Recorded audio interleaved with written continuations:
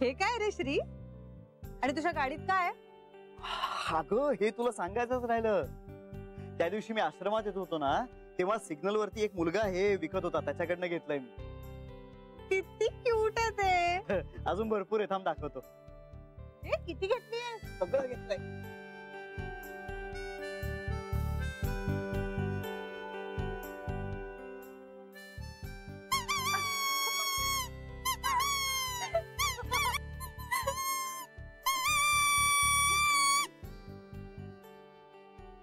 बरा आहेस ना तू श्री? अगं त्याच्या चेहऱ्यावरचा तू आनंद बघायला पाहिजे होतास, मग तुला कळलं असतं. निदान त्या दिवसाची त्याची वणवण थांबली. नेहमी असं काहीतरी आणून ठेवत असत. नुसतं आणत नाही मी, ज्याच्या उपयोगाचं आहे त्याला मी देऊन टाक. याचं काय? हे आपल्या उपयोगाचं आहे. त्याला अवकाश अजून श्री. पण म्हणजे तू यातली एक पण गोष्ट ठेवून नाही घेणार? एखादं ठेवून घेऊ, पण मग बाकीच्यांचं काय करशील? बाकीचं अनाथ आश्रमात पाठवून देऊया ना. हा, हे छान आहे. त्यापेक्षा मी हे आत्ताच गाडीत ठेवतो ना. नाही, कारण आपण आत्ता हे गाडीतून बाहेर काढणार, मग ते घरी घेऊन जाणार, मग घरातून गाडीत आणणार, मग गाडीतून ऑफिस मध्ये नेणार आणि मग ऑफिस मधून आश्रमात पाठवणार. त्यापेक्षा आत्ताच गाडीत राहू दे. Solution idea.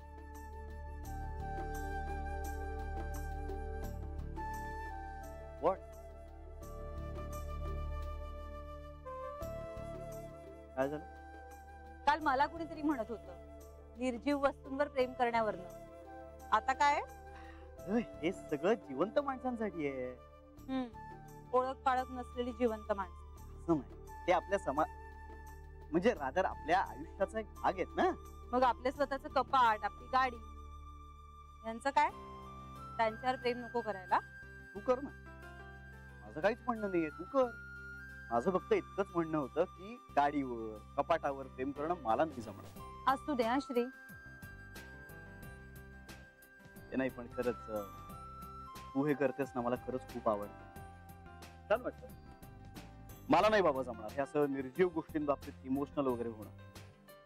इमोशनल असं नाही रे, पण आपलं कपाट, आपलं सगळं सामान सांभाळत हसायला काय झालं? सांग ना. तरी चल सांग. नाही, जोपर्यंत तू सांगत नाहीस तोपर्यंत मी नाही सोडणार तुला.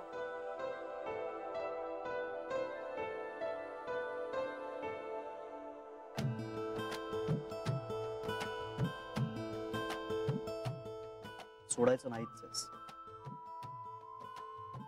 कधीच. कळलं?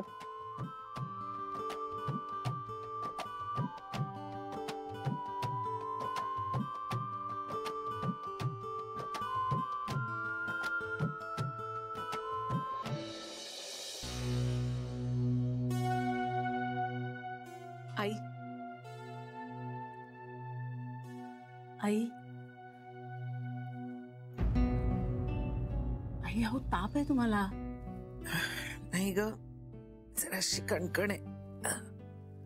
आई, काही त्रास होतोय का? डॉक्टरांना बोलव. नाही ग, एवढं काही झालेलं नाहीये. हा, हवामानातला बदल, शिवाय ती अमेरिका झाली म्हणून. हो, पण एकदा डॉक्टरांनी तपासलं तर बरं ना. सांगितलं ना, काही नाही, जरा कणकण आहे, वाटेल बरं. आई, आणि त्यातूनही बरं वाटलं नाही ना तर बोलवू डॉक्टरांना. ठीक आहे?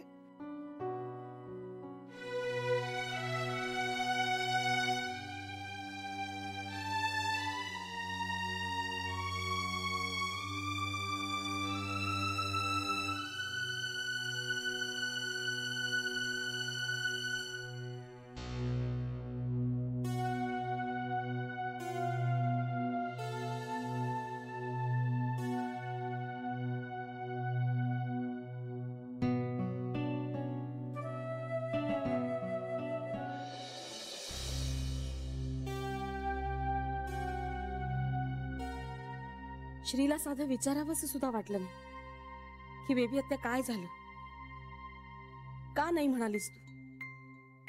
आधी साधं काही झालं ना की लगेच बोलायला यायचा माझ्याशी. आता तो फक्त तिच्या तालावर नाचतो. श्री बदलला हेच खरं. बदललाय तो.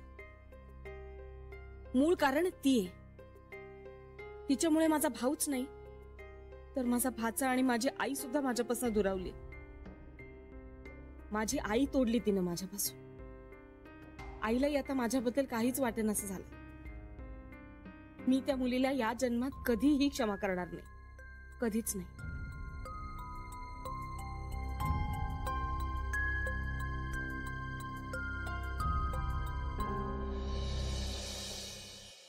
आईजी पण मला खूप मजा आली. किती झाडं लावली? 2च. चांगलं आहे की मग. बाकी मग ते श्रीचे पर्यावरणवाले मित्र होते ना, त्यांनी टेक ओव्हर केलं. हो.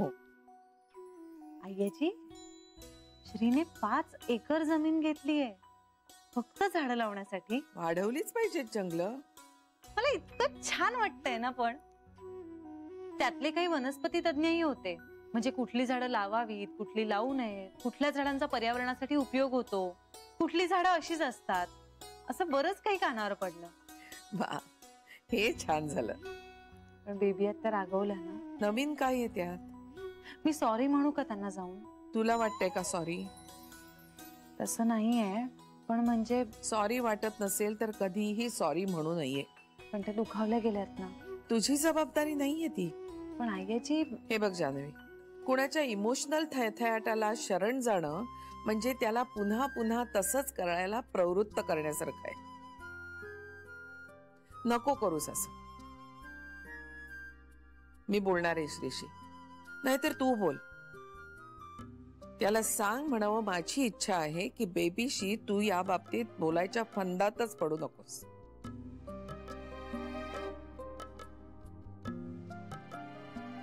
काय झालं? कधी संपणार आहे सगळं आईची? संपेल संपायचं तेव्हा. तू जास्त विचार करू नकोस, कारण आपण त्या बाबतीत काहीही करू शकत नाही आहोत.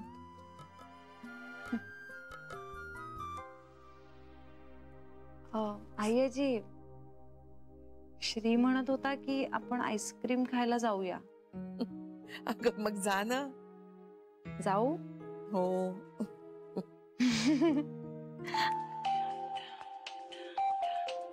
बाबांचा फोन आहे. हॅलो. हा बाबा बोला.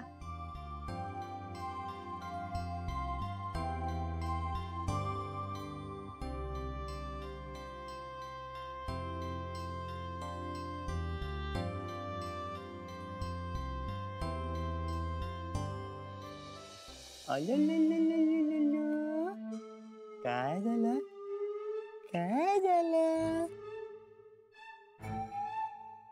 बावल्यांशी कसं बोलतात राव?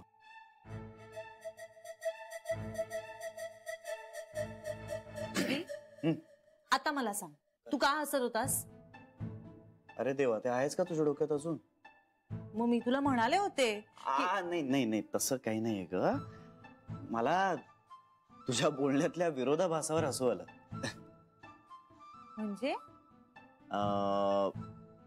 म्हणजे तू काय म्हणालीस?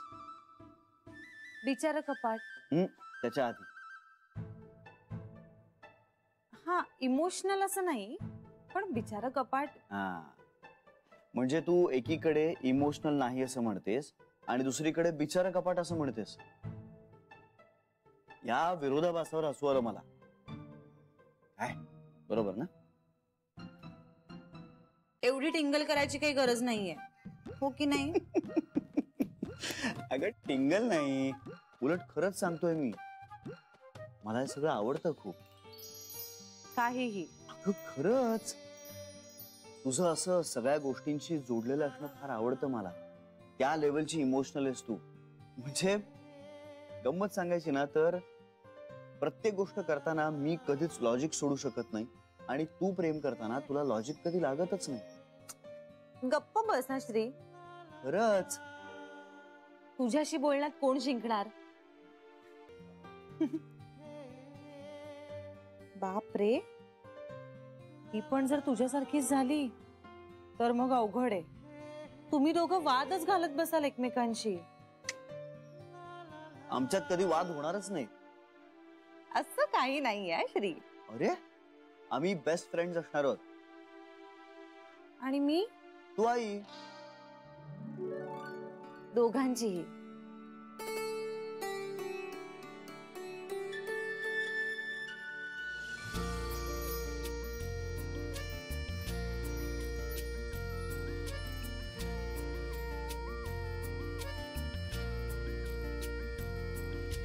नाही कळले कधी जीव वेडावला, ओळखू लागलो तू मला मी तुला.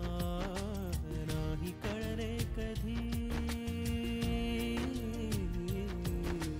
गूढ हुर हुरही श्वास गंधावला, ओळखू लागलो तू मला मी तुला.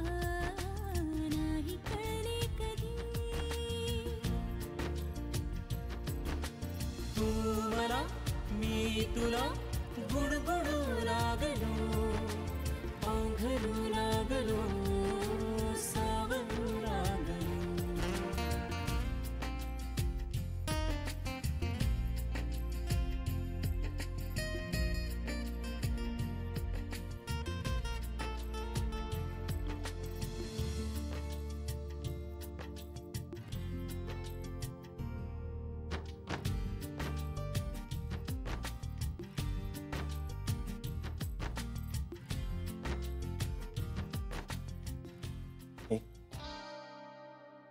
काही जाणवतंय?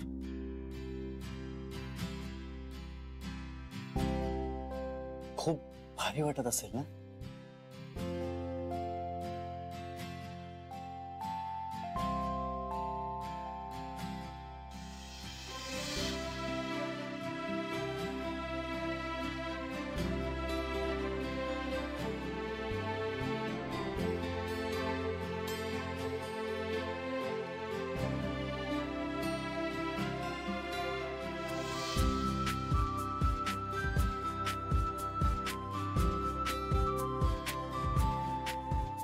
हो.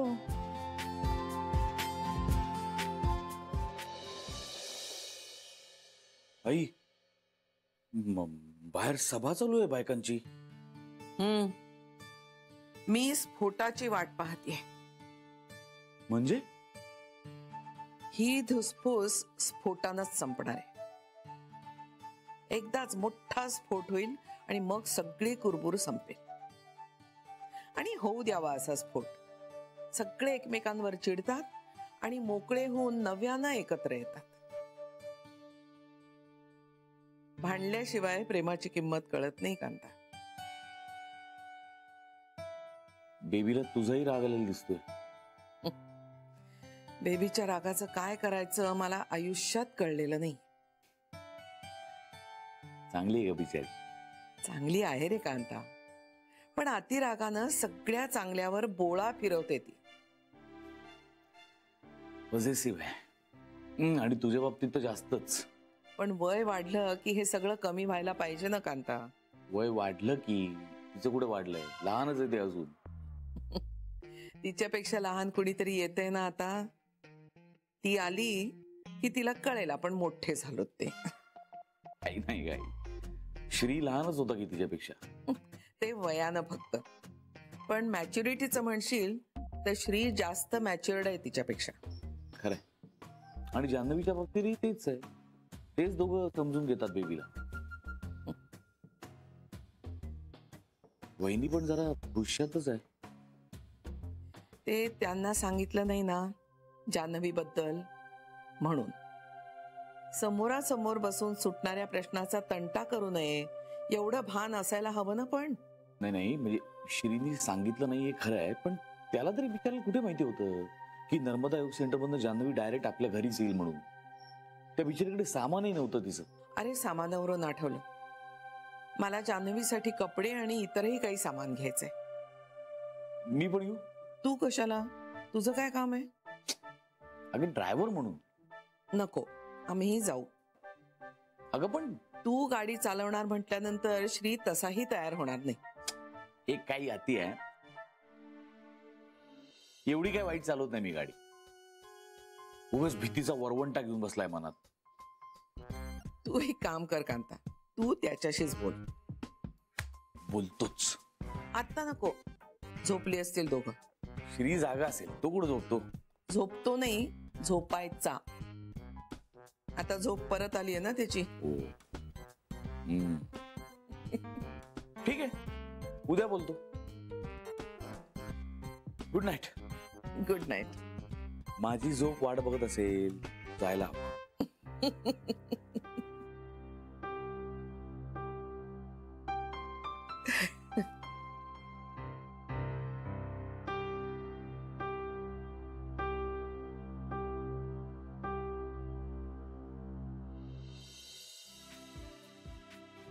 पण निसर्ग ना तुमच्या बाबतीत पक्षपाती असतो.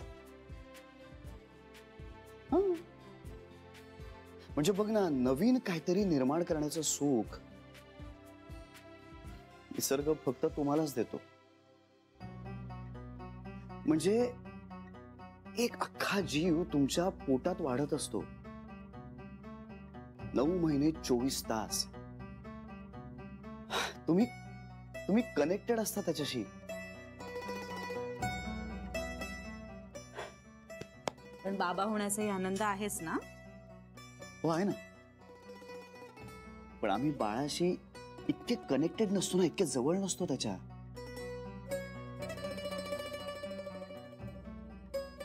कसं होईल रे आपलं बाळ? मला आपली मुलगी तुझी डिक्टो कॉपी असायला हवी. मला पण मुलगीच हवी आहे, पण मी तुला म्हणाले तसं ती तुझ्यासारखी हवी. हुशार, केअरिंग आणि लॉजिकल.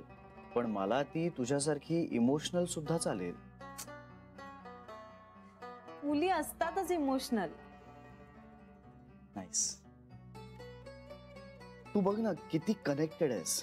रादर सगळ्याच मुली या अशा इमोशनल असतात का ग? म्हणजे बघ ना, तू तुझ्या बाबांशी असलेलं नातं किंवा पिंट्याशी असलेलं नातं न तोडता इथे आलीस. माझ्या आईजीशी, माझ्या काकाशी, माझ्याशी एक नातं जोडलंस. रादर सगळ्यांशीच तू जुळवून घेतलंस.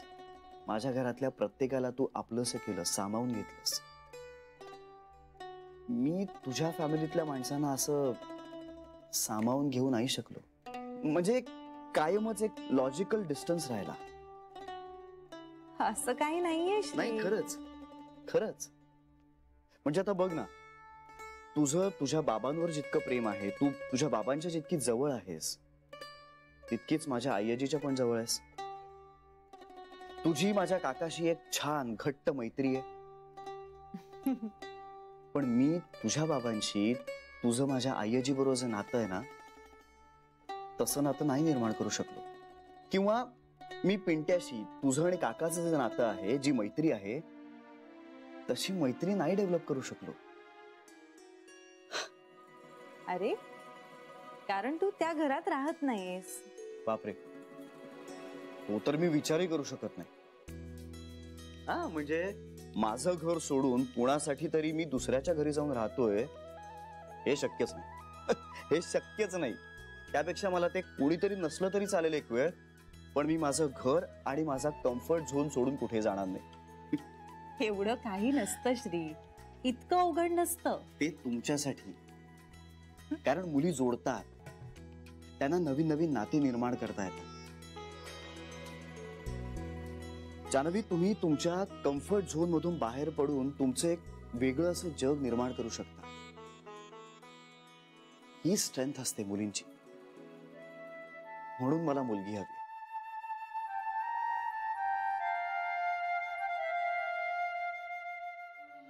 जुनं काहीही न तोडता तुम्ही नवीन जोडत राहता. माया, हा एकच धर्म असतो तुमचा. तुम्हाला ना सगळ्यांवर जीव लावता येतो. आणि हे एवढं सगळं चालू असूनही करिअर मध्ये एक वेगळं स्थान मिळवणं हे चालूच असतं तुमचं. तिकडे तुम्ही नवीन नाती निर्माण करता, छान ती जोपासता, जपता.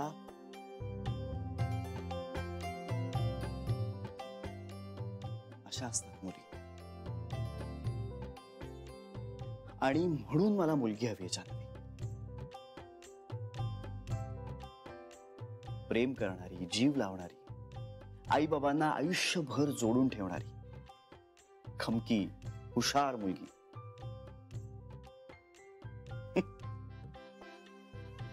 मुलगी हे निसर्गाने दिलेलं एक वरदान आहे ना जान्हवी.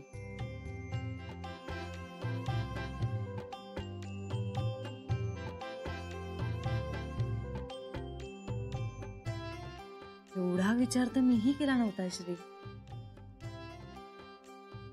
हे मला मुलगीच हवी बर का. आणि एक नाही, दोन नाही, चांगल्या 12 डझनभर मुली हव्यात मला. डझनभर वगैरे काही नाही या. अरे मला चालेल. अरे माझं काय होईल? मी आहे ना. डिलिव्हरी मलाच करावी लागेल. म्हणजे तू माझ्या मुलींसाठी एवढं पण नाही करणार? गप्प बस श्री. काही डझनभर वगैरे नाही. हा बरं चल ठीक आहे. एक कमी करू आपण. क्रिकेटची टीम. काही श्री.